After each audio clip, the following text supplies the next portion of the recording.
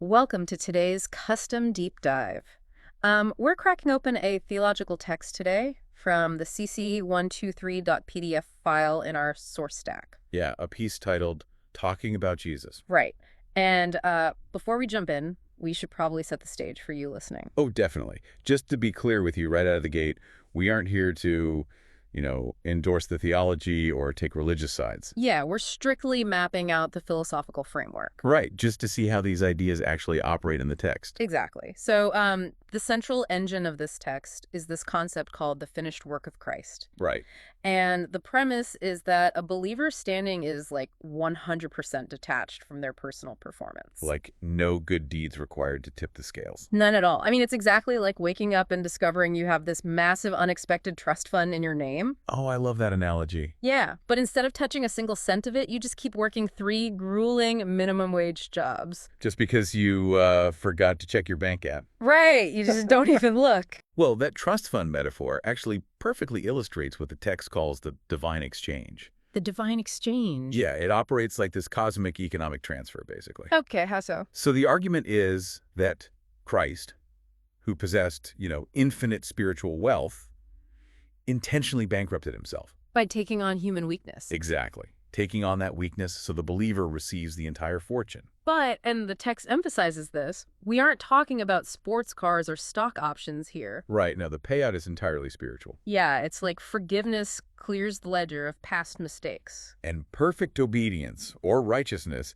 gets deposited directly into your account. Plus, you get peace and a secure hope. Yeah, an untouchable portfolio, basically. Untouchable by earthly standards, for sure.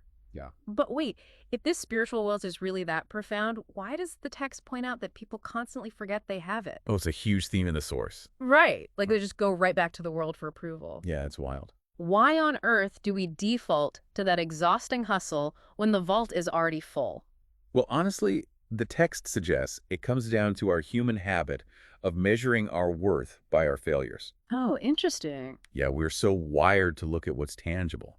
So the author demands this radical perspective shift, like lifting your eyes from what is seen to what is unseen. So moving away from that anxiety-driven life of striving. Exactly. Moving toward a life of freedom and gratitude, resting in the belief that you are, as the text phrases it, already accepted in the beloved. Okay, sure. Walking in humility and freedom sounds beautiful on paper. Right. But I have to push back hard here. I mean, telling a human being to just stop trying to earn their keep, It's tough. it goes against every instinct we have. We are completely hardwired to believe you get what you earn. Oh, absolutely. So accepting a finished work feels dangerously close to, surrendering all personal control. Yeah, it feels reckless. It really does. Well, it is reckless, to the human ego at least.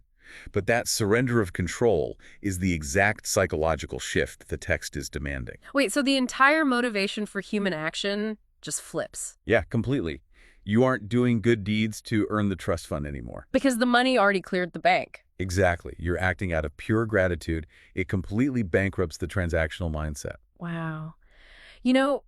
Regardless of your personal worldview, this text really offers a fascinating lens on things. It does. It shows just how exhausting it is to constantly trying to prove our own worth. We burn so much energy Yeah. just trying to validate our existence to the people. Yeah, so imagine clocking out of those 3 exhausting jobs for good.